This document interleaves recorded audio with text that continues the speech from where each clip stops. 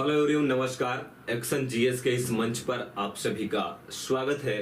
Friends, इसके पहले वाली क्लास में हमने संसदीय व्यवस्था के पार्ट 1 को देखा था और उस पार्ट में हमने देखा कि जो वैश्विक स्तर पर शासन की प्रणालियां हैं, लोकतांत्रिक शासन की प्रणालियां हैं, उन प्रणालियों में संसदीय व्यवस्था में यह माना जाता है कि जो उत्तरदायित्व होता है, उत्तरदायित्व का मतलब जनता के वेलफेयर के लिए, देश के विकास के लिए, राष्ट्र की एकता अखंडता को सुनिश्चित करने के लिए जो मनोभावना होती है, ऐसा माना जाता है कि संसदीय व्यवस्था में ज्यादा होती है। इसीलिए कहा जाता है कि संसदीय व्यवस्था का जो प्रधानतम गुण है या प्रधानतम सिद्धांत है या फिर प्राथमिक सिद्धांत है, उसे उत्तरदायित्व माना जा सकता है।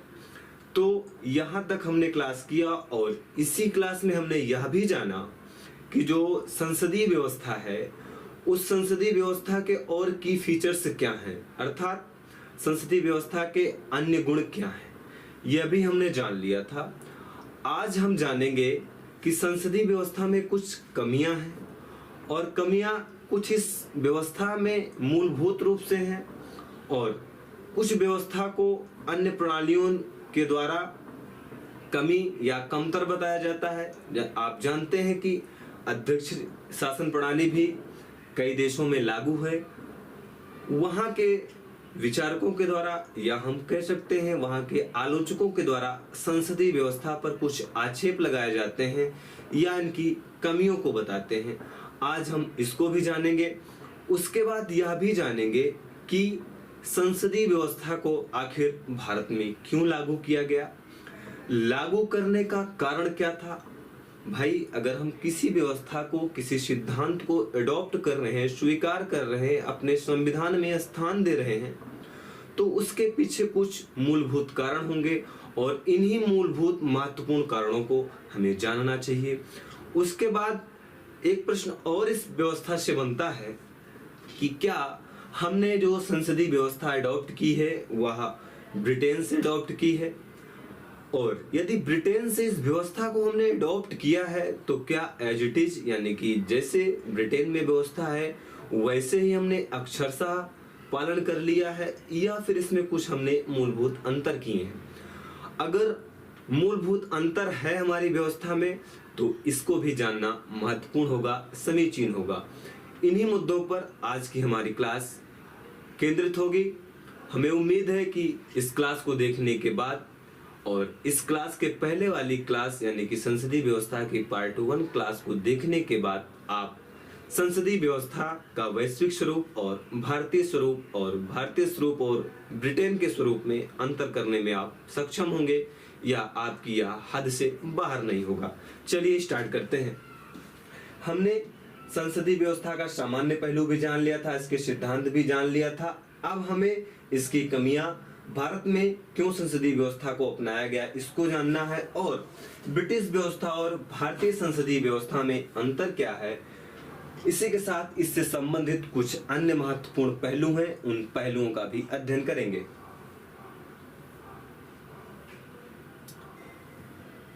चलिए देखते हैं आखिर संसदीय व्यवस्था में क्या महत्वपूर्ण दोष पाए जाते हैं या इसकी कमियां क्या हैं। सबसे पहले तो यह कहा जाता है कि शक्ति पृथक्करण के सिद्धांत के विरुद्ध है।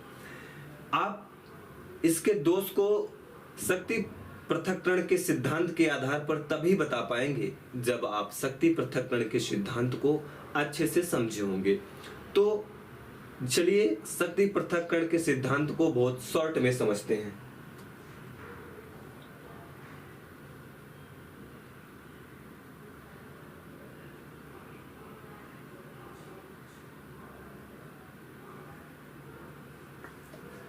शक्ति पृथक्करण, शक्ति पृथक्करण या इंग्लिश में इसे सेपरेशन ऑफ पावर बोला जाता है। सेपरेशन ऑफ पावर बोला जाता है। शक्ति पृथक्करण का सिद्धांत कहता है कि जो कार्यपालिका है, विधायिका है और न्यायपालिका है, इन तीनों को अपने कार्य क्षेत्र में ही अपने कार्यों को करना चाहिए। कैसे? यानी कि कार्यपालिका,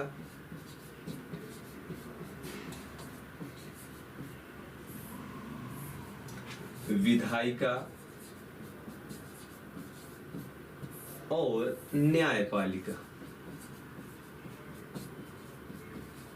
ये शासन के 3 मूलभूत पिलर्स हैं या संस्थाएं हैं।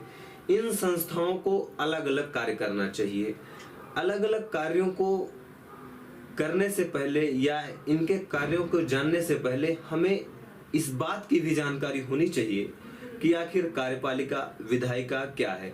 न्यायपालिका तो आप आसानी से समझ सकते हैं और समझने वाले इसको भी समझते हैं, लेकिन क्लास की जो मर्यादा है उसकी मर्यादा यही है कि अधिकतम बातों को, अधिकतम सिद्धांतों को आप तक पहुंचाया जाए। तो कार्यपालिका का मतलब है कानून लागू करने वाली संस्था, यानी कि कानून लागू करने वाली संस्था। विधायिका का मतलब है कानून बनाने वाली संस्था और न्यायपालिका का मतलब है न्याय देने वाली संस्था। यानी कि जैसे कृषि कानून बना या 370 को हमारे संविधान से रिमूव किया गया, तो यह कार्य विधायिका का है। और विधायिका अगर हम केंद्र स्तर पर पढ़ें तो इसमें लोकसभा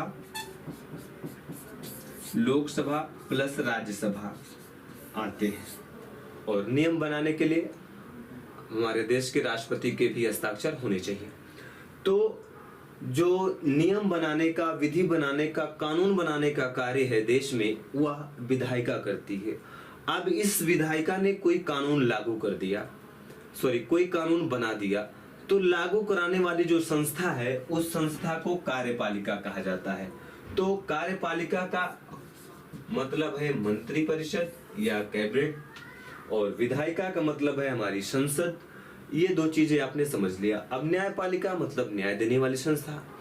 तो इन तीनों को अलग अलग जो कार्य दिए गए हैं, यानी कि कार्यपालिका कानून को लागू करवाए, विधायिका कानून को बनाए और न्यायपालिका न्याय से संबंधित कार्यों को करे। लेकिन आप जानते हैं कि हमारी संसदीय व्यवस्था में जो व्यवस्था है, खास करके भारत में, उसमें सेपरेशन ऑफ पावर नहीं दिखता। फिर दिखता क्या है? तो शक्तियों का संलयन दिखता है। क्या दिखता है? शक्तियों का संलयन। शक्तियों का संलयन यानी कि शक्तियों के संलयन का मतलब आप देखते हैं कि हमारे देश में जो मंत्री परिषद होती है या हमारी जो कार्यपालिका है उसका निर्माण किससे होता है? विधायिका से। यानी कि संसद ही मंत्री बन सकता है अगर हम केंद्र स्तर की बात करें। और यदि हम राज्य स्तर की बात करें तो अगर राज्य का, यानी कि उत्तर प्रदेश, मध्य प्रदेश, केरल, झारखंड, इन प्रदेशों में किसी को मंत्री बनना है तो उसे विधानसभा या विधान परिषद का सदस्य होना चाहिए। तो आप देख रहे हैं कि यहाँ संलयन का सिद्धांत पाया जा रहा है, यानी कि विधायक ही मंत्री बन रहा है और संसद ही मंत्री बन रहा है। यदि जो हमारी संस्थाएं हैं उन संस्थाओं का निर्माण अलग अलग लोगों से नहीं हो रहा है तो वही व्यक्ति मंत्री भी है, वही व्यक्ति सांसद भी है, तो उसकी शक्तियां अलग अलग नहीं है, बल्कि उसे 2 शक्तियां प्राप्त हो गई हैं जिन्हें उसे कार्य करना है। तो यह संलयन का सिद्धांत पाया जाता है। तो इसी आधार पर कहा जाता है कि जो शक्ति पृथक्करण का सिद्धांत है, जिसमें तीनों अंग अपने अलग अलग कार्यों का निष्पादन करें, वह इस व्यवस्था यानी कि संसदीय व्यवस्था में नहीं दिखता है। यानी कि न्यायपालिका विधायिका का कार्य करने लगे, विधायिका न्यायपालिका का कार्य करने लगे और कार्यपालिका न्यायपालिका का काम करने लगे। एक दूसरे एग्जाम्पल से समझते हैं। जैसे एक नॉर्मल सा उदाहरण लेते हैं कि कोई व्यक्ति है, वह अपने घर के कार्यों को नहीं देख रहा है, अपने घर की अच्छाइयों बुराइयों को नहीं देख रहा है, बल्कि वह उन्हीं चीजों को देख रहा है जिसे किसी अन्य व्यक्ति के द्वारा देखा जाना चाहिए। यानी कि जो कार्य पड़ोसी का है वह कार्य वह स्वयं व्यक्ति कर रहा है।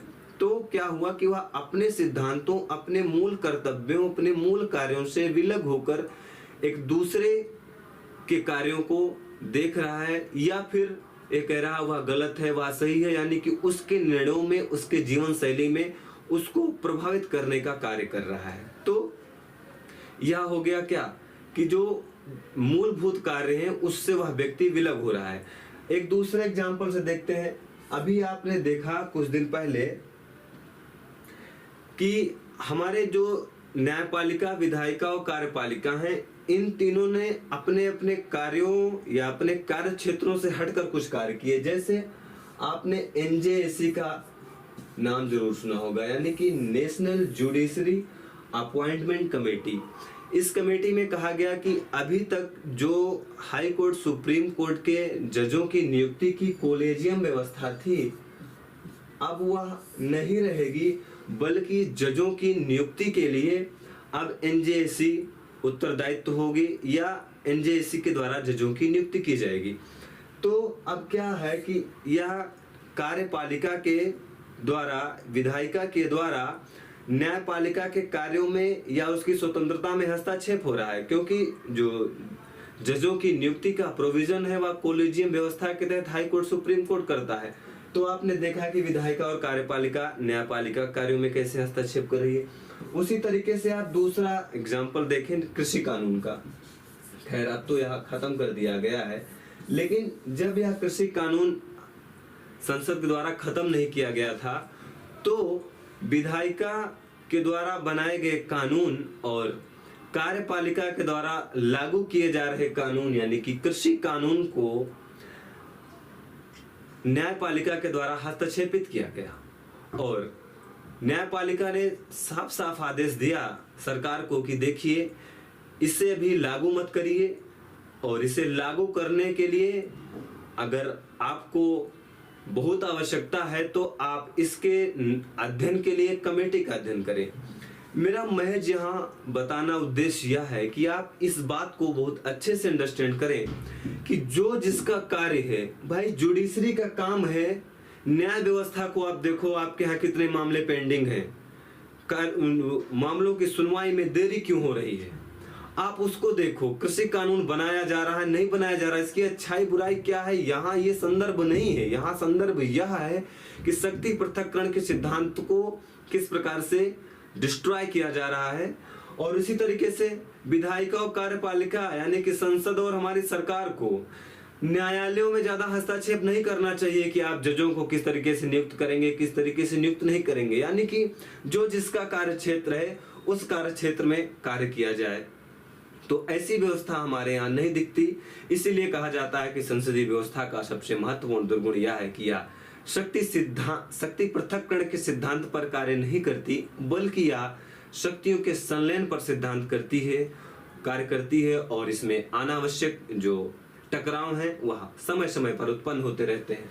अगला इसका दोष देखते हैं। अगला दोष यह है कि अस्थिर सरकार नीतियों में बार बार बदलाव। आप जानते हैं कि हमारी जो संसदीय व्यवस्था है उसमें सरकार का गठन करने के लिए जिस दल के पास बहुमत होगा, और बहुमत का सिंपल सा मतलब ये हुआ कि जितनी टोटल संख्या है सांसदों या मेंबर्स की, उन मेंबर्स का आधा +1। मान लीजिए भारतीय संसद की संख्या 400 है फॉर एग्जाम्पल, तो इसका बहुमत क्या होगा, इसका हाफ कर दें और +1 कर दें, यानी कि 201 मेंबर्स जिस पार्टी के होंगे वह पार्टी सत्ता में आएगी। तो ऐसा तो है नहीं कि हमेशा सरकारें बहुमत से ही बनती हैं। आप जानते हैं कि वर्तमान एनडीए गवर्नमेंट के आने से पूर्व हमारे देश में गठबंधन सरकारों का बहुत प्रभाव था या इसका स्वरूप बहुत ज्यादा देखने को मिलता था, और विद्वानों के द्वारा तो यह भी कहा जाने लगा था कि वास्तव में भारतीय संसदीय व्यवस्था में सरकारों के गठन में गठबंधन महत्वपूर्ण भूमिका में है और आगे भी गठबंधन से ही सरकारें बनेंगी। अब आप जानते हैं कि एग्जाम्पल देता हूं, जब एनडीए गवर्नमेंट से पूर्व यूपीए की, आप जरा यूपीए और एनडीए में अंतर जान लें, यूपीए और एनडीए। पहली बात तो दोनों का, एनडीए का अर्थ है नेशनल डेमोक्रेटिक अलायंस और यूपीए का मतलब है यूनाइटेड प्रोग्रेसिव अलायंस। सामान्यतः ये कहा जाता है कि एनडीए का जो वर्चस्व है उसमें भाजपा का वर्चस्व है और यूपीए में कांग्रेस का। तब जब यूपीए की सरकारें थी तो यूपीए की सरकारों में जब स्पष्ट बहुमत नहीं मिला तो इन्होंने कई दलों को मिलाकर अपनी सरकारें गठित की। एक महत्वपूर्ण उदाहरण है जिससे इस सिद्धांत को और इन दोनों चीजों को बहुत आसानी से समझा जा सकता है। आप लालू प्रसाद यादव को जानते हैं। जब यूपीए की सरकार का गठन करना था तो जो हमारे लालू जी हैं उनकी ये बड़ी हार्दिक इच्छा थी कि उन्हें रेल मंत्री बनाया जाए, लेकिन यूपीए ने कहा कि लालू जी आप कोई अन्य मंत्री पद ले लें, रेल ना चलाएं। तो लालू जी ने कहा देखिए यूपीए, अगर आपको अपनी सरकार बनानी है तो हमको रेल चलाने दीजिए, यदि आप हमें रेल मंत्री नहीं बनाते तो हम आपके साथ गठबंधन नहीं करेंगे। विवश होकर यूपीए सरकार को लालू जी को रेल चलाने का मौका दिया गया। तो आप देख रहे हैं कि जो संसदीय व्यवस्था है उसमें सरकारें अस्थिर हो सकती हैं। यदि किसी दिन कहा होता यूपीए सरकार ने कि देखिए लालू जी ट्रेन बार बार पटरी से उतर रही है, तो लालू जी साफ साफ बोलते कि आपकी सरकार की जो गति है ना वह कल पटरी से नीचे हो जाएगी, यानी कि लालू जी अपना गठबंधन वापस ले लेते। इसी तरीके से आप देखेंगे जब अटल बिहारी वाजपेयी प्रधानमंत्री बने, उसके पहले भी वो कई बार प्रधानमंत्री बने लेकिन गठबंधन से बने और गठबंधन के लोग अपना मत या अपना जो विश्वास था उसे वापस कर लेते थे, सरकारें गिर जाती थी, सरकारें अस्थिर हो जाती थी और नीतियों में भी बार बार बदलाव होता है। दो उदाहरण से बताते हैं, एक ऐतिहासिक उदाहरण और एक करंट का उदाहरण। आप देखते हैं जब इमरजेंसी लगी यानी कि आपातकाल की घोषणा की गई तो कांग्रेस की सरकार सत्ता से अलग हो गई, जनता पार्टी सत्ता में आई। जनता पार्टी ने यूपीए सरकार यानी कि कांग्रेस पार्टी की जो नीतियां थी उसको बदल दिया। नीतियां ही नहीं संविधान को भी बदल दिया। संविधान का मतलब यह है कि जो इंदिरा गांधी जी के द्वारा संविधान में प्रोविजन डाले गए थे, जैसे इंदिरा जी ने लोकसभा का कार्यकाल बढ़ा दिया था, 7 वर्ष कर दिया था। फिर जब जनता पार्टी आई तो पुनः उन्होंने लोकसभा का कार्यकाल 5 वर्ष कर दिया और जो विभिन्न प्रकार के राष्ट्र विरोधी तत्वों से लड़ने के लिए कांग्रेस पार्टी ने विभिन्न प्रकार के कानून बनाए थे, ऐसा उनका कहना था। उन कानूनों को भी जनता पार्टी ने समाप्त कर दिया। तो देख रहे हैं नीतियां किस प्रकार से बदल रही हैं। अभी वर्तमान संदर्भ में देखिए, अभी भाजपा की सरकार है, भाजपा सरकार आयुष्मान भारत योजना चला रही है। हो सकता है जब कभी फ्यूचर में कांग्रेस की सरकार आए वह आयुष्मान को आयुष्मान नहीं कुछ और नाम दे दे, कांग्रेस आयुष्मान योजना कर दे, तो नीतियों में बदलाव हो रहा है। इसी तरीके से आप जानते हैं कि जो कांग्रेस पार्टी है वह देश के कल्याण के लिए समाजवाद को प्राथमिकता में देखती है और जो भाजपा सरकार है वह देश के कल्याण के लिए पूंजीवाद पर आधारित व्यवस्था को स्वीकार करती है और कहती है कि पूंजीवाद से ही सोशल जस्टिस आ सकता है। तो मूलभूत अंतर है, पार्टी बदली, नीतियां बदली, संविधान बदले। यह सबसे बड़ा दुर्गुण संसदीय व्यवस्था का माना जाता है। फिर इसी में अगला है मंत्रिमंडल का प्रभाव। मंत्रिमंडल का प्रभाव का दोष क्या है कि संसद चुन के आते हैं, सबको तो मंत्री बनाया नहीं जा सकता, कुछ सीमा निर्धारित कर दी गई है। जैसे सामान्य स्थिति में कहा गया है कि मंत्री परिषद की संख्या कुल 15% होगी, यानी कि लोकसभा की कुल संख्या का 15% ही केंद्रीय मंत्री बनाए जा सकते हैं। अब जो भी नीतियां बनाई जाती हैं, जो भी निर्णय बनाए जाते हैं, उसके लिए जो प्रस्ताव तैयार होता है सामान्यतः मंत्रिमंडल के द्वारा ही तैयार किया जाता है। भले ही उस किसी क्षेत्र का सांसद है, मान लीजिए अभी वर्तमान में रायबरेली से सोनिया गांधी जी सांसद हैं, अब रायबरेली क्षेत्र के आसपास कोई काम करना है, अब लोगों ने अपना प्रतिनिधि सोनिया गांधी जी को चुना, लेकिन सोनिया गांधी जी क्या नीति बना रही हैं? नीति मंत्रिमंडल बना रहा है, तो मंत्रिमंडल का प्रभाव ही तो है। और ऐसी ऐसी भी सरकारें और ऐसे ऐसे भी संदर्भ हमारी भारतीय राज्य व्यवस्था में आए हैं कि जब सारे निर्णय कैबिनेट ही ले लेती थी, सांसदों को बता दिया जाता था कि देखिए इमरजेंसी हम लगा दिए हैं। सांसद कहते थे कब लगाए? तो मंत्रिमंडल कहता था अभी जानकारी मिली तो अभी जान लीजिए, अभी लगा दिए। तो आप देख रहे हैं जिस प्रतिनिधित्व, जिस उत्तरदायित्व की बात हमारी संसदीय व्यवस्था को स्वीकार करते समय कहा गया था, क्या वह अक्षरशः देखने को मिल रहा है? उत्तर होगा नहीं, क्योंकि निर्णयों पर जो प्राथमिकता है, जो निर्णयों पर डोमिनेंस है, वह मंत्रिमंडल का है। ऐसे में उत्तरदायित्व का सिद्धांत भी तो प्रभावित हो रहा है। मंत्री नहीं ना उत्तरदायित्व है। मंत्री तो पूरे भारत में 15% हो सकते हैं, लेकिन जो विभिन्न क्षेत्रों के प्रतिनिधि चुनकर आए हैं वो क्या उत्तर देंगे? वहां का सांसद जब वहां के प्रतिनिधि पूछेंगे कि हमारे लिए काम क्या किए, तो ये थोड़ी बताएंगे मंत्री परिषद ने निर्णय लिया, तो जनता कहेगी अब मत चलिए चुनाव, क्या काम के हैं आप? जब आप हमारे लिए कोई नीति नहीं बना पाए, हम वोट ही क्यों आपको दें? देख रहे हैं कैसा उत्तरदायित्व का निर्वहन करेंगे। अगली बार जमानत जब्त हो जाएगी। राहुल गांधी का क्या हुआ? अमेठी से हार गए, वायनाड चले गए। अमेठी की जनता ने कहा कुछ नहीं किया आपने इन 5 साल में। राहुल गांधी जी ने कहा कि मेरी तो सरकार ही नहीं थी।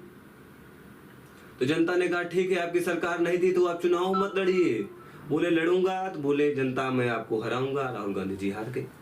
फिर क्या है? अयोग्य व्यक्तियों का शासन। मतलब किसी के बारे में कहा जाता है कि लोकतंत्र तर्जे हुकूमत है, जिसमें बंदों को क्या करते हैं तौला नहीं करते। और एक विचारक हैं, उन्होंने तो यहां तक कह दिया कि लोकतंत्र भीड़ तंत्र है, भेड़ियों का तंत्र है। यानी कि इस हद तक उन्होंने डेमोक्रेसी की बुराई की। कहने का तात्पर्य यह है कि आप जानते हैं एक सिविल सेवक बनने के लिए आपको विभिन्न विषयों में सामान्य जानकारी तो आवश्यक है, लेकिन संसद बनने के लिए, मंत्री बनने के लिए ऐसा कोई मैंडेट नहीं है कि आप प्रिलिमिनरी एग्जाम क्वालिफाई हों, उसमें सीसेट भी क्वालिफाई हों, फिर मेंस लिखें, मेंस में निबंध भी लिखें, उसके बाद इंटरव्यू भी दें। ऐसी व्यवस्था सांसदों विधायकों के साथ तो है नहीं।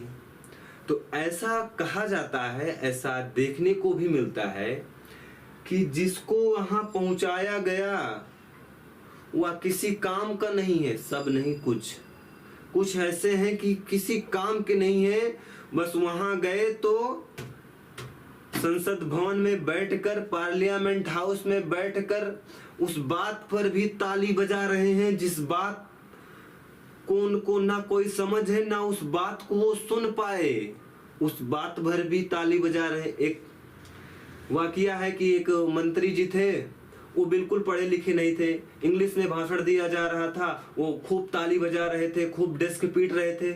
उनके एक सहकर्मी ने या उनके साथ जो दूसरे सांसद थे, उन्होंने पूछा भाई साहब आप तो कभी इंग्लिश पढ़े नहीं, अपना हस्ताक्षर भी इंग्लिश में नहीं कर पाए, और वहां इंग्लिश में स्पीच दी जा रही थी, कानून बन रहा था, उस पर मतदान हो रहा था, उस पर चर्चा हो रही थी, तो आप ताली बजा रहे थे या उसका समर्थन कर रहे थे, डेस्क पीट रहे थे।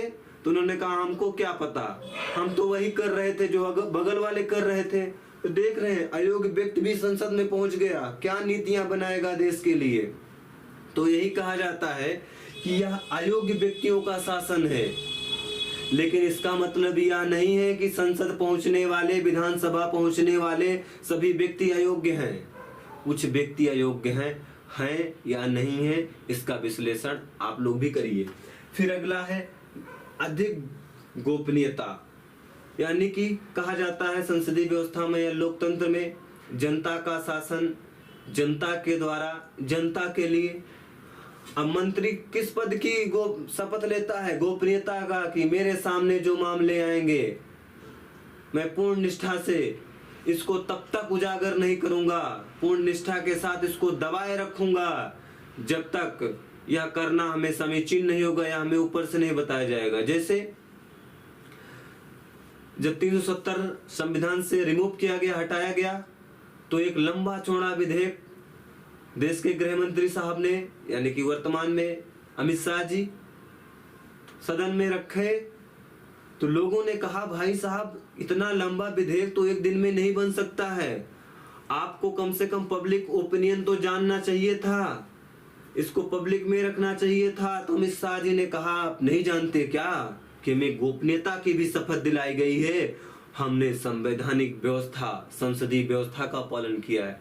कहने का टोटलिटी में मतलब यह है कि लोकतंत्र में जिस उत्तरदायित्व, जिस पारदर्शिता की बात की गई है, क्या वास्तव में यह दिखती है? उत्तर होगा नहीं। दूसरा एग्जाम्पल, मान लीजिए किसी को जल नीति पर नीति बनाने के लिए, कार्य करने के लिए अधिकृत किया गया। वह जल नीति बना रहा किसके लिए? आम जनता के लिए। लेकिन वह जल नीति के बारे में लोगों को नहीं बता रहा है। वह तभी बता रहा है जब भारतीय समाचार पत्रों में या प्रेस में या पीआईबी में गजट हुआ।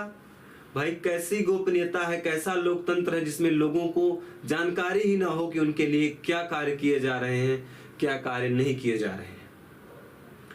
हाँ, कुछ मामले हैं जैसे देश की सुरक्षा से जुड़ा मामला है, हथियारों से जुड़ा मामला है, सेना से जुड़ा मामला है, इन मामलों को आप मत गोपनीय करिए। आपको ये तो नहीं कहेगा कि बताइए परमाणु बम कहाँ रखा हुआ है, हम भी उसका दर्शन करना चाहते हैं, राष्ट्र की प्रॉपर्टी है, लोकतंत्र है, में जानने का अधिकार है, फंडामेंटल राइट्स है, क्योंकि बोलने में जानने का भी अधिकार सुप्रीम कोर्ट ने शामिल कर दिया।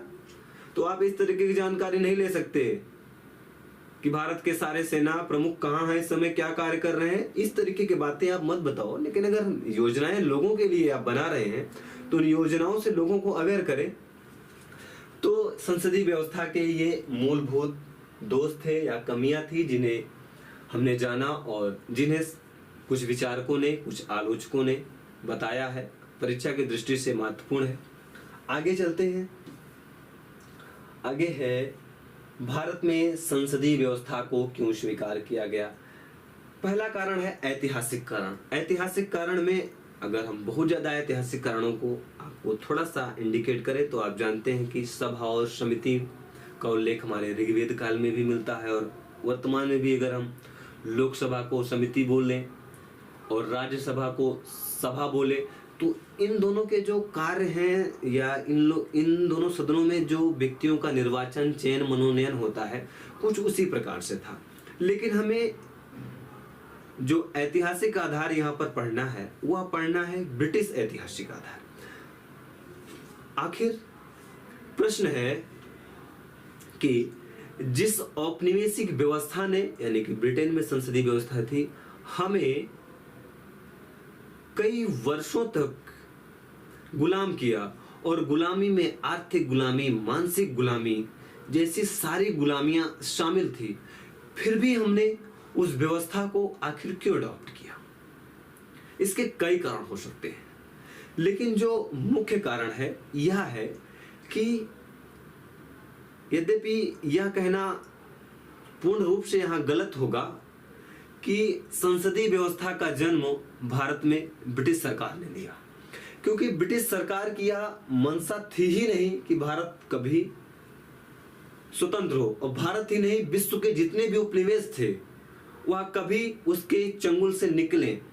लेकिन ब्रिटिश लोग जो थे ना, जो विचारक थे, वो बड़े बुद्धिमान थे। उनको पता था कि आपने जिन जिन देशों को गुलाम किया है कभी न कभी वे स्वतंत्र होंगे, और आप पर सीधा आरोप लगेगा कि आपने उन्हें गुलाम बनाया, उनके संसाधनों का दोहन किया। तो इस भविष्यगामी बुराई से बचने के लिए उन्होंने कुछ अच्छी अच्छी व्यवस्थाओं को थोड़े थोड़े स्तर पर वहां पर लागू किया, और आज वह कहते हैं कि हम आपको गुलाम बनाने नहीं, आपको हम सभ्य बनाने आए थे, क्योंकि ये ईशो का आर्डर था। और उन्होंने व्हाइट मैन बर्डन थ्योरी दी। क्या थ्योरी दी? White man burden theory. आप हिस्ट्री में से जरूर पढ़े होंगे। White man burden theory, white man burden theory. यानी कि इसका मतलब ये हुआ कि ब्रिटिश और खास करके जो श्वेत लोग हैं उनकी यह नैतिक जिम्मेदारी है, ईश्वर प्रदत्त जिम्मेदारी है कि जो ब्लैक हैं यानी कि जो जो गुलाम है, जिनको जिनको हमने उपनिवेश बनाया है, उनको सभ्य करना हमारी नैतिक जिम्मेदारी है, दैवीय जिम्मेदारी है। इसलिए हमने आपको गुलाम बनाया, तो इसको भी उन्हें सिद्ध करना था। तो इसलिए उन्होंने धीरे धीरे संसदीय व्यवस्था को भारत में जन्म दिया। और आप देखेंगे कि स्वतंत्रता के पूर्व भी कई राज्यों में मुख्यमंत्री गठित हुए, प्रधानमंत्री गठित हुए, है ना। उस समय के जो मुख्यमंत्री होते थे उन्हें प्रधानमंत्री कहा जाता था, यानी कि हर प्रदेश का अलग अलग प्रधानमंत्री होता है। यदि हम उदाहरण के लिए देखेंगे, अगर उस समय 28 राज्य होते तो उस समय 28 प्रधानमंत्री होते।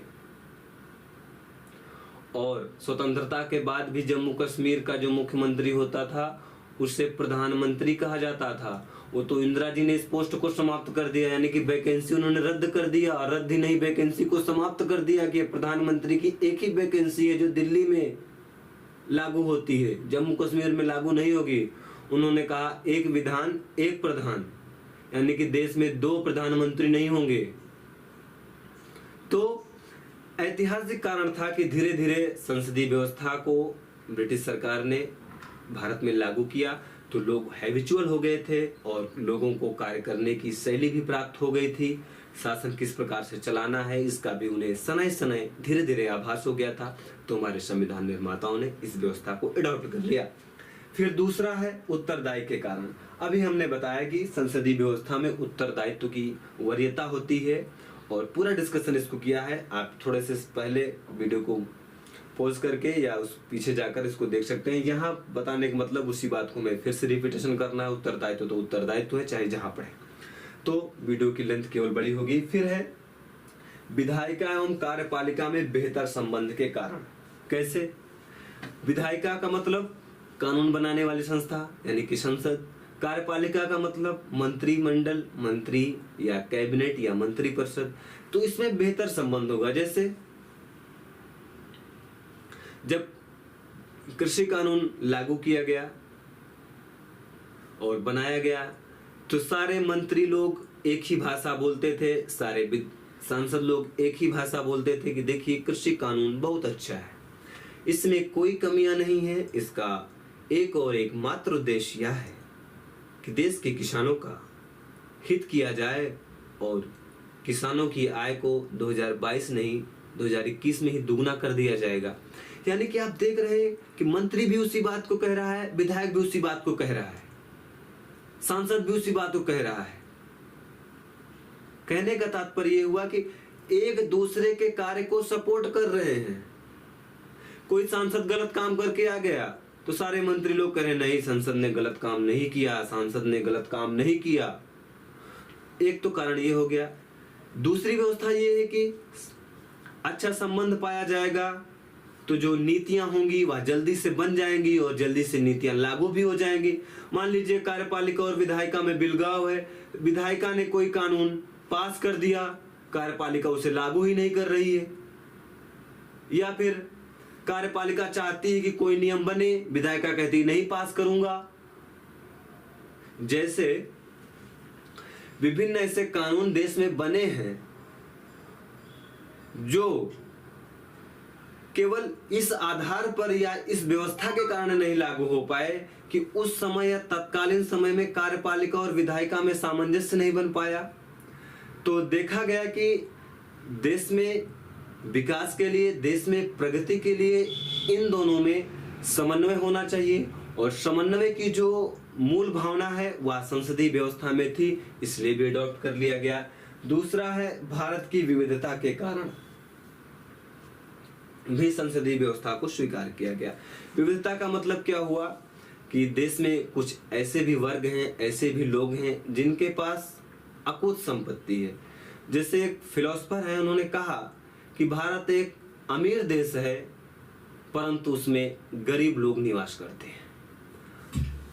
अब अगर कुछ ऐसी व्यवस्था अडॉप्ट कर ली जाती जिसमें आम लोगों को प्रतिनिधित्व का अधिकार ही नहीं मिलता, तो क्या यह भारत की जो मूल व्यवस्था है, मूल प्रकृति है, क्या उसके अनुरूप थी?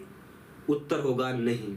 यानी कि संसदीय व्यवस्था को स्वीकार किया गया और इसमें कुछ रिजर्वेशन की भी व्यवस्था की गई, जिससे ST/ST का आरक्षण अभी हाल ही में फिर से 10 वर्ष के लिए बढ़ा दिया गया। तो इसीलिए बढ़ा दिया गया कि देश के सभी कम्युनिटी का, सभी लोगों का सदन में, संसद में प्रतिनिधित्व हो, और यह प्रतिनिधित्व संसदीय व्यवस्था में कुछ ज्यादा हो सकता था। इसलिए भी हमारे देश में संसदीय व्यवस्था को अडॉप्ट किया गया।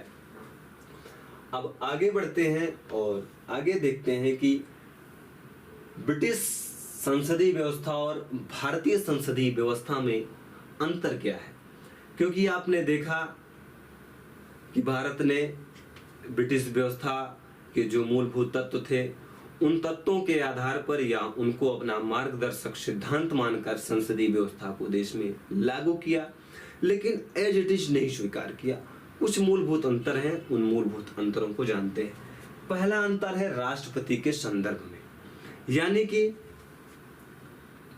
हमारे देश के जो राष्ट्रपति महोदय हैं और जो ब्रिटिश यानी कि ब्रिटेन के राष्ट्रपति महोदय हैं, इन दोनों के निर्वाचन में अंतर पाया जाता है। यानी कि जो भारत के राष्ट्रपति हैं, यह निर्वाचित होते हैं, पहला अंतर।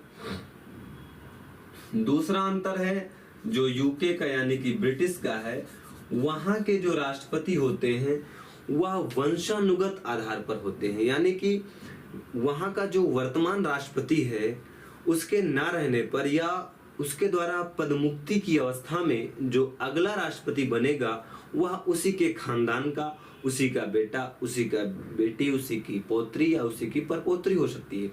लेकिन आप देखेंगे कि प्रथम राष्ट्रपति हमारे देश के राजेंद्र प्रसाद जी बने, ना उनके बेटे बने राष्ट्रपति, ना उनकी बेटी बनी। और वर्तमान में देखिए रामनाथ कोविंद जी हैं। इसके पहले देखिए एग्जाम्पल कलाम साहब का, तो कलाम साहब का कोई बेटा, कोई बेटी या उनके फादर राष्ट्रपति नहीं थे। तो हमारे यहाँ देख रहे हैं कि अलग अलग धर्मों से, अलग अलग क्षेत्रों से, अलग अलग संस्कृतियों से, अलग अलग जातियों से, अलग अलग क्षेत्रों से हमारे देश के राष्ट्रपति बन रहे हैं। लेकिन ब्रिटेन में क्या है कि उसी के घर का यानी कि वंशानुगत राष्ट्रपति बनता है। तो पहला अंतर हो गया। दूसरा अंतर है प्रधानमंत्री के संबंध में। वहां यह व्यवस्था है कि वहां का जो लोअर सदन है ब्रिटेन का, अभी आगे जब हम संसद पढ़ेंगे तो ब्रिटेन का दो सदन है, जो लोअर है, हायर है, उसे क्या कहा जाता है। यहाँ पर बहुत ज्यादा बातों को अलग से बताने का मतलब ये हुआ कि हमारी जो मूलभूत क्लास है वह ही डिस्टर्ब हो जाएगी। और वहाँ जो अमेरिका का दो सदन है, इस सब के बारे में जानेंगे। तो जो ब्रिटेन का लोअर सदन है, उसी सदन का प्रधानमंत्री बनता है। यानी कि निम्न सदन से ही वहां के जो सांसद होगा या प्रतिनिधि होगा वही प्रधानमंत्री बनेगा। लेकिन भारत में क्या है कि चाहे वह राज्यसभा से हो, चाहे वह लोकसभा से हो। और महत्वपूर्ण यह है कि दोनों उदाहरण हमारे सामने हैं कि लोकसभा से भी प्रधानमंत्री बने हैं और राज्यसभा से भी। आप मनमोहन सिंह का उदाहरण लीजिए। मनमोहन सिंह जी चुनाव लड़े और चुनाव हार गए। उन्होंने कहा देखिए अब हम भैया चुनाव नहीं लड़ेंगे, ना प्रधानमंत्री बनेंगे, ये हमारी अटल प्रतिज्ञा है। यूपीए ने, कांग्रेस ने कहा कि अगर आपकी अटल प्रतिज्ञा है कि आप प्रधानमंत्री नहीं बनेंगे, आप चुनाव नहीं लड़ेंगे, तो मेरी अटल प्रतिज्ञा है अगले 10 साल तक आपको प्रधानमंत्री बनना पड़ेगा। मनमोहन सिंह ने कहा कैसे? उन्होंने कहा आपको हम राज्यसभा से भेजेंगे। यानी कि राज्यसभा से भी हमारे देश में प्रधानमंत्री बन जाते हैं और लोकसभा से तो बनते ही हैं, जैसे वर्तमान में नरेंद्र मोदी जी का एग्जांपल देखें। लेकिन यह व्यवस्था जो ब्रिटेन है, यानी कि जो ब्रिटेन का अपर हाउस है, उससे वो नहीं बन सकता। वहां के लोअर सदन से ही या निम्न सदन से ही वहां का प्रधानमंत्री बन सकता है, तो प्रधानमंत्री के संदर्भ में भी अंतर है। फिर है 6 माह बिना सदस्य बने मंत्री बनने के संबंध में आप देखते हैं कि जो भारत के राजनेता है ना, बहुत चालाक है। उन्होंने संविधान में व्यवस्था कर दी कि अगर हम हार भी गए और हमारा वर्चस्व है तो हम क्या मंत्री बनेंगे। और एक ऐतिहासिक उदाहरण देखिए, डॉक्टर अंबेडकर जी को, वो चुनाव हार गए थे, चुनाव नहीं जीत पाए। चुनाव जीतना कलाकार लोगों की बस की बात है, पढ़े लिखे ज्यादा लोगों के बस की बात नहीं है। बहुत कलाकारी पढ़े लिखे लोग नहीं कर पाते, और जनता ना कलाकार लोगों को ही चाहती है। इसका मतलब ये नहीं कि जो जीत के जाते हैं वह सब कलाकार ही हैं और वह अशिक्षित हैं। तो क्या हुआ कि अगर मंत्री बनना है तो जरूरी नहीं है कि आप उस समय सदन के किसी भी सदन का आप सदस्य हो, आपको मंत्री बनाया जाएगा, बशर्ते आप 6 महीने के अंदर या 6 महीने का जो समय सीमा है उसके तहत किसी भी सदन क्या, लोकसभा में तो हार ही गए हैं, राज्यसभा से या विधान परिषद सदस्य बन जाइए। जैसे उद्धव ठाकरे की सरकार जब बनी तो उद्धव ठाकरे विधायक नहीं थे, बिना विधायक रहे भी वह मुख्यमंत्री बन गए। कहने का तात्पर्य है कि मंत्री प्रधानमंत्री आप तब भी बन सकते हैं जब आप लोकसभा में चुनाव हार जाएं और आप 6 महीने के अंदर मंत्री बन जाएं, लेकिन ऐसी व्यवस्था ब्रिटेन में नहीं है। तो ये तीसरा मूलभूत अंतर है। चौथा है मंत्री के उत्तरदायित्व के संदर्भ में। देखिए, एक उत्तरदायित्व हो सकता है लीगल उत्तरदायित्व है, और दूसरा है कोई लीगल नहीं है, यानी कि बाध्यकारी नहीं है। नॉर्मल उत्तरदायित्व है, किया तो किया, नहीं कोई बात नहीं। जैसे आप लोगों को यहाँ में ही पढ़ने की बात की गई, पढ़े तो पढ़े, नहीं तो नहीं पढ़े। उसी तरीके से जो ब्रिटेन का मंत्री होता है उसकी यह लीगल जिम्मेदारी है कि महोदय आपने जो काम किया है यदि उसमें कोई गलती है तो उसके लिए आप जिम्मेदार होंगे और आप उत्तर देंगे। मान लीजिए कृषि कानून बना होता कहाँ, ब्रिटेन में, और वह वापस होता तो वहां के जो मंत्री था उस विभाग का, उससे पूछा जाता आप नशा करके गए थे क्या सदन में, कि आपका दिमाग नहीं काम कर रहा था। एक बार कानून बनाते हो, एक बार कानून बिगाड़ते हो, और कोई काम नहीं बचा है आपके लिए। देश में और भी काम है, उन कामों को आप तरजीह दें, प्राथमिकता दें। ये नहीं कि आज बनाया कल वापस। लेकिन भारत में क्या है, बना लिया कल वापस। फिर अगला कारण क्या है, संसदीय सर्वोच्चता के संबंध में। भारत में जो संसदीय सर्वोच्चता है यह सिद्धांत नहीं पाया जाता। भारत में संप्रभु कौन है, सर्वोच्च कौन है, जनता। और यदि जनता के चुने हुए इन प्रतिनिधियों के द्वारा कोई मिस्टेक, कोई गलती, कोई निरंकुशता की जाती है तो उसके लिए लिखित संविधान है, और लिखित संविधान के साथ साथ स्वतंत्र न्यायपालिका है जो कहती है कि महोदय आप अपने बाउंड्री लाइन में कार्य करें, आप संप्रभु बनने की कोशिश ना करें। लेकिन ब्रिटेन में क्या है, एक विचारक ने तो यह कह दिया ब्रिटेन की संसदीय सर्वोच्चता के बारे में कि ब्रिटेन की संसद केवल एक कार्य नहीं कर सकती। उससे पूछा गया कि भाई बताओ वह कौन सा कार्य है जिसे ब्रिटिश की संसद नहीं कर सकती। उसने कहा कि ब्रिटिश की संसद केवल एक महिला को पुरुष नहीं बना सकती और पुरुष को महिला, बाकी वह सब काम कर सकती है। अच्छा, वो विचारक तो मर गया। नहीं, आज तो यह भी कह देता कि ब्रिटिश की संसद कुछ भी कर सकती है, क्योंकि आज मेडिकल सेक्टर बहुत स्ट्रांग हो गया, वो महिला को पुरुष और पुरुष को महिला बना दे रहा है। तो इतनी सर्वोच्च, इतनी शक्तिशाली जो संसद है वह ब्रिटेन की है, लेकिन भारत में नहीं। भारत में आप काम करिए, ज्यादा अच्छा काम नहीं कर पाएंगे तो आप पर अंकुश लगाया जाएगा।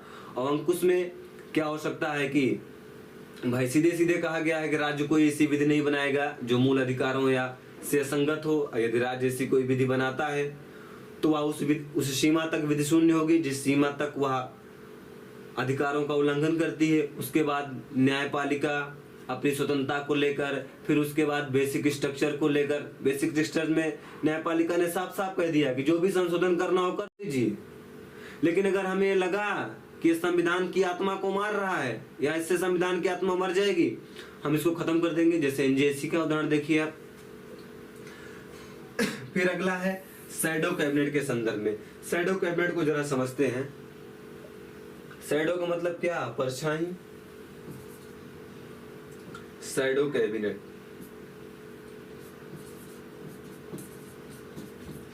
Shadow cabinet.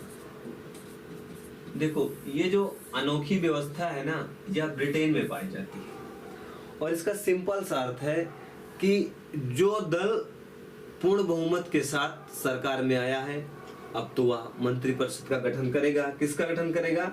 मंत्रिपरिषद का गठन करेगा ही।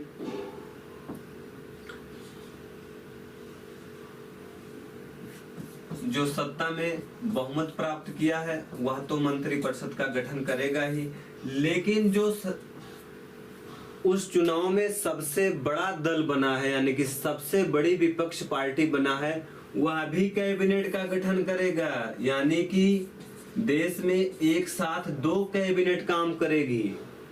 लेकिन इसका मतलब ये नहीं कि ये भी कानून पास करती रहेगी। इसका काम ये होगा कि बहुमत प्राप्त दल की सरकार के जो कैबिनेट मंत्री हैं या मंत्री हैं या किस प्रकार की नीतियों का निर्माण कर रहे हैं, उन नीतियों के निर्माण पर, उन नीतियों के क्रियान्वयन पर या उसके गुण और अवगुण पर बराबर नजर बचाए रखना है। देख रहा हूं क्या कर रहे हो, मतलब कि इस चुनी हुई सरकार पर उत्तरदायित्व का एहसास दिलाते रहना कि यदि आपने गलत कार्य किया तो महोदय हम पूरे मंत्रियों के साथ आप पर धावा बोलेंगे। यानी कि संवैधानिक या संवैधानिक या संसदीय परंपरा के तहत ये नहीं कि हटिए आप कुछ नहीं कर पा रहे हैं, अब मैं सरकार में आऊंगा और सरकार गठन करूंगा। नहीं, संसदीय व्यवस्था के तहत, नियमों के तहत, परंपराओं के तहत या जो कैबिनेट है वह चुनी हुई कैबिनेट का विरोध करती है और यह कहती है कि आप जिस कार्य को कर रहे हैं वह न्याय संगत नहीं है, देश के हित में नहीं है, आप अच्छे से काम करें। तो ये कहती है ठीक है मैं नहीं कर पा रही हूं, मतलब ये वाली कैबिनेट कहती है देखो मैं सही से नहीं काम कर पा रही हूं, आप ही आ जाओ कर लो। तो ये जो शैडो कैबिनेट की अनोखी व्यवस्था है वह ब्रिटेन में है। यानी कि अगर इस कैबिनेट ने गृह मंत्री नियुक्त किया तो यह भी गृह मंत्री नियुक्त करेगा, कार्य यह गृह मंत्री करेगा, लेकिन इस गृह मंत्री पर नजर यहाँ वाला गृह मंत्री बनाए रखेगा। अगर यह गलत कार्य करता है तो यह बताता रहेगा कि आप गलत कर रहे हो। अच्छा, भारत में ये होता तो क्या होता? मोदी साहब कोई कानून बनाते, कांग्रेस उसका विरोध करती और खूब आलोचना करती। एक दिन मोदी जी रात 8 बजे आते और बोलते कि इतनी आलोचनाएं हमें मिले और हमें इस बात की जानकारी भी नहीं थी और अब हम इस आलोचना को झेल नहीं पाएंगे, इसलिए अब मैं सरकार नहीं चलाऊंगा और राहुल चचा को बुलाता हूं या राहुल गांधी जी को बुलाता हूं कि वो आए और सरकार चलाएं। कितना अच्छा होता। या कभी कांग्रेस की सरकार होती और भाजपा के द्वारा खूब उसकी आलोचना की जाती और कांग्रेस रात 8 बजे आ जाती। देखिए इतनी आलोचनाएं सुनने के हम आदी नहीं। सरकार चलाना ना चलाना अलग की बात है, लेकिन आलोचना सुन पाना मेरे बस की बात नहीं है। इसलिए हे भाजपा सरकार, आप आओ और सरकार चलाओ, लेकिन ये तो भारत में है नहीं। तो आपने देखा कि हमारी संसदीय व्यवस्था और ब्रिटिश संसदीय व्यवस्था में क्या मूलभूत अंतर है। आई थिंक हमारी यह कोशिश यानी कि संसदीय व्यवस्था का जो पोस्टमार्टम है या विश्लेषण है आपको लाभदायक होगी। इसी उम्मीद के साथ आज की क्लास को यहीं पर समाप्त करते हैं। नेक्स्ट क्लास में हम फिर मिलेंगे, तब तक के लिए नमस्कार। आप सब अपना ध्यान रखें।